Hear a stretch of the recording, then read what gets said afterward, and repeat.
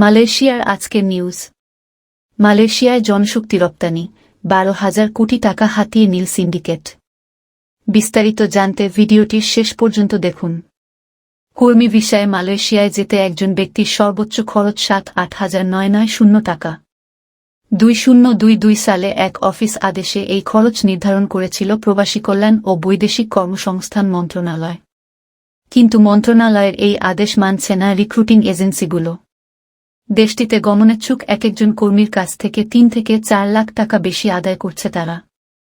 এই প্রক্রিয়ায় গত 2 বছরে মালয়েশিয়ায় যাওয়া 4 লাখ কর্মীর কাছ থেকে অন্তত 12,000 কোটি টাকা হাতিয়ে নিয়েছে জনশক্তি রপ্তানির সঙ্গে যুক্ত একটি সিন্ডিকেট।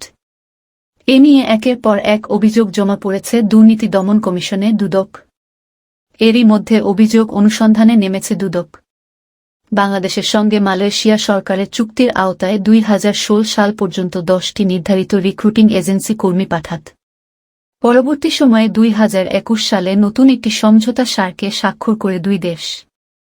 সেই সমঝোতায় রিক্রুটিং এজেন্সির সংখ্যা 10টি থেকে বাড়িয়ে 100টি করা হয়। তাতেও বিশেষ লাভ হয়নি বিদেশগামী কর্মীদের। 10 এজেন্সির সিন্ডিকেট ভেঙে 100 এজেন্সিকে দায়িত্ব দেওয়া হলেও সেখানেও তৈরি হয় নতুন সিন্ডিকেট। 2025টি এজেন্সির এই সিন্ডিকেটই নিয়ন্ত্রণ করছে মালয়েশিয়ার কর্মী পাঠানোর কাজটি। দুদকের প্রাথমিক অনুসন্ধানে দেখা যায়, মালয়েশিয়াগামী কর্মীদের কাছ থেকে অতিরিক্ত টাকা আদায়কারী প্রতিষ্ঠানগুলোর মধ্যে একটি হচ্ছে বিনিময় ইন্টারন্যাশনাল। রাজধানীর শান্তিনগরে অবস্থিত এই প্রতিষ্ঠানটির মালিক এম.এ. শোভহান ভূঁইয়া, যিনি কুমিল্লার 14 উপজেলার চেয়ারম্যানও। শুধু কর্মী পাঠানো নয়, বিদেশগামীদের স্বাস্থ্য পরীক্ষার জন্য আল গোফিলি মেডিকেল সেন্টার নামেও একটি প্রতিষ্ঠান রয়েছে তার। বিনিময় ইন্টারন্যাশনালের মাধ্যমে যারা মালয়েশিয়ায় যান তাদের স্বাস্থ্য পরীক্ষা গোফিলি মেডিকেল সেন্টারে করা হয়।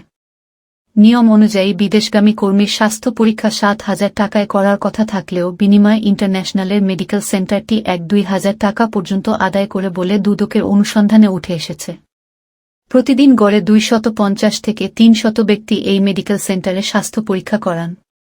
কিছু কিছু ক্ষেত্রে এক ব্যক্তির একাধিকবারও পরীক্ষা করানো হয়।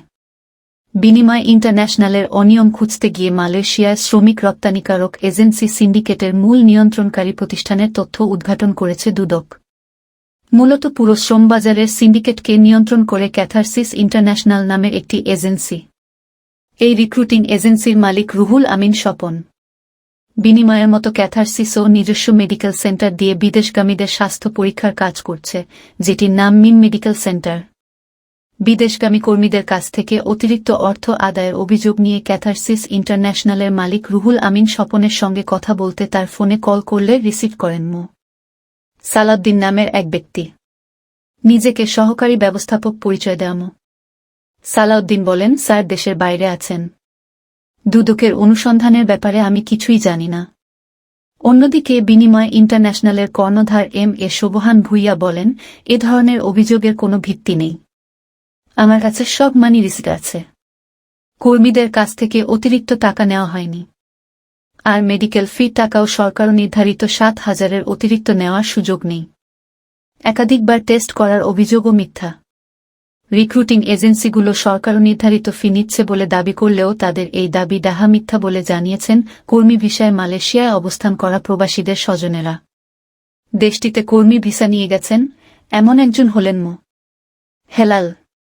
মালয়েশিয়ায় যেতে হেলালের 4 লাখ টাকা খরচ হয়েছে বলে জানিয়েছেন তার শাশুড়ি মোসাম্মত রেহানা। আশুলিয়ার এই বাসিন্দা বলেন, আমি তো এত কিছু জানি না।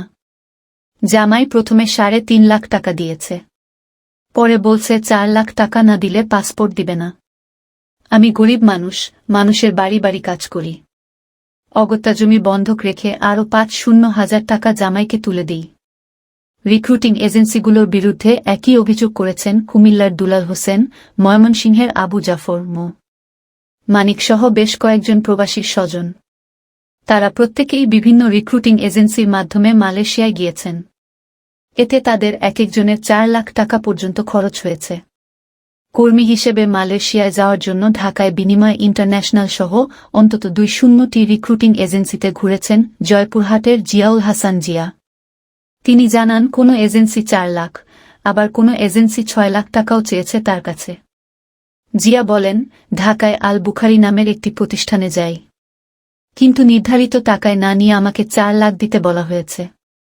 বিনিময় ইন্টারন্যাশনালও 3 লাখ টাকা চেয়েছে। কিন্তু বিদেশে যেতে পারিনি। একই অভিযোগ করেছেন মো. হুমায়ুন নামের আরেক ব্যক্তি।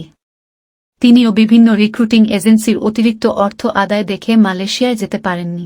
এ বিষয়ে প্রবাসী কল্যাণ ও বৈদেশিক কর্মসংস্থান প্রতিমন্ত্রী শফিকুর রহমান চৌধুরী বলেন, কারো কাছ থেকে অতিরিক্ত অর্থ আদায় করেছে এমন অভিযোগ এখনও পাইনি। মন্ত্রণালয় এ বিষয়ে কড়া নজরদারির মধ্যে আছে। কোনো রিক্রুটিং এজেন্সির বিরুদ্ধে অভিযোগ পেলেই তাদের বিরুদ্ধে কঠোর ব্যবস্থা নেওয়া হবে। দুর্নীতির অভিযোগ প্রমাণিত হলে কিংবা রাষ্ট্রীয় কোনো সংস্থার মাধ্যমে অপরাধ প্রমাণিত হলে Bangladesh association of international recruiting agency BAIRA যে কোনো প্রতিষ্ঠানের সদস্যপদ বাতিল করতে পারে বলে জানিয়েছেন সংগঠনটির সাধারণ সম্পাদক বীর মুক্তিযোদ্ধা আলী হায়দার চৌধুরী। দুদকের কাছে আসা অভিযোগ অনুসন্ধান করছে সংস্থাটির উপপরিচালক মো. আবু সাইদ। অনুসন্ধান শুরুর পর তথ্য চেয়ে অভিযোগে নাম আসা রিক্রুটিং এজেন্সিকে এরই মধ্যে চিঠি পাঠিয়েছেন তিনি।